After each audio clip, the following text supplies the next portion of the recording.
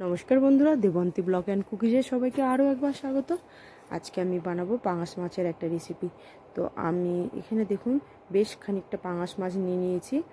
এখানে তাও আধা কিলোর ওপরে হবে পাঙাশ মাছ। আর মাছগুলোর সাইজটা দেখুন এত বড়, আর বেশ বড় মাছ।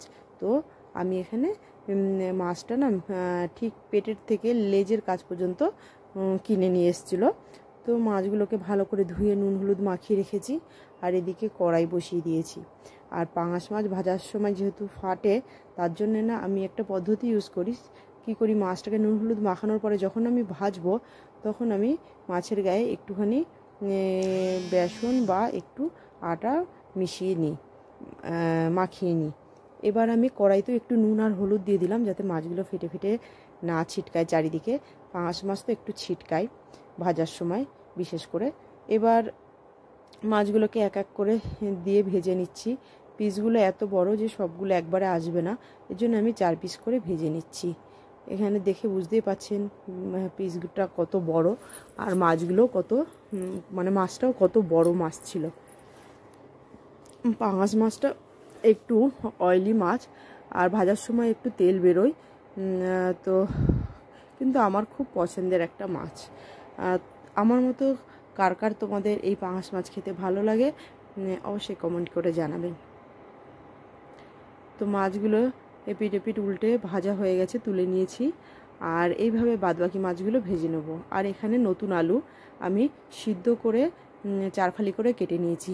আর এখানে মশলার জন্য দিচ্ছি পেঁয়াজ, কাঁচা লঙ্কা, 2-3 কলি রসুন, আর একটু টমেটো। এটাকে আমি একটা পেস্ট বানিয়ে নেব। আর আলুগুলো তো আগে থেকেই সিদ্ধ করে রাখা ছিল। এবার একটু নুন দিয়ে গোল্ডেন ব্রাউন করে ভেজে নেব। আলুটা ভাজা হয়ে গেলে তুলে নেব। আর এই দেখুন কতটা সুন্দর ভাজা হয়ে এসছে, আলুর মধ্যে একটা সুন্দর কালার এসছে। এমনিতে আলুটা একটু সিদ্ধ করা ছিল। তারপরে তুলে নেওয়ার পরে ওর মধ্যে জিরে, তেজপাতা আর শুকনো লঙ্কা ফোড়ন দিলাম। আর যে পেঁয়াজ, রসুন, লঙ্কা, টমেটো একসাথে বেটেছিলাম, সেই পেস্টটা আমি দিয়ে দেবো। পেস্টটা দেওয়ার পরে একটু নেড়ে নিয়ে আমি তার মধ্যে এক এক করে বাদবাকি যে শুকনো মশলাগুলো আছে সেগুলো দিয়ে দেবো। এইভাবে রান্না করলে না আর মাছটা খেতে খুব ভালো লাগবে।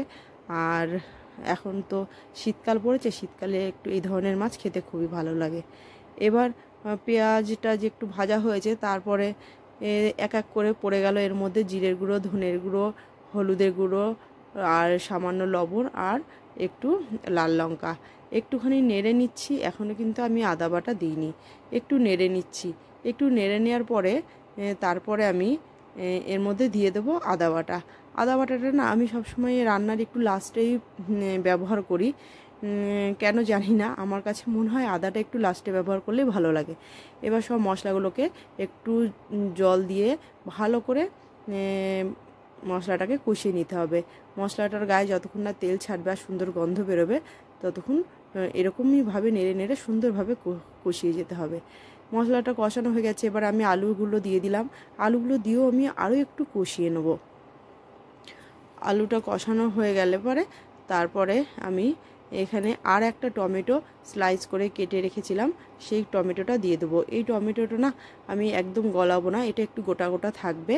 আর আগে তো আমি টমেটো বাটা দিয়েইছি পেঁয়াজের সঙ্গে, তো এই কারণে এই টমেটোটা একটুখানি গোটা গোটা থাকবে, যে খাওয়ার সময় একটু মুখে পড়বে, কারোর মন হলে টমেটোটা মেখে খাবে ভাতের সঙ্গে।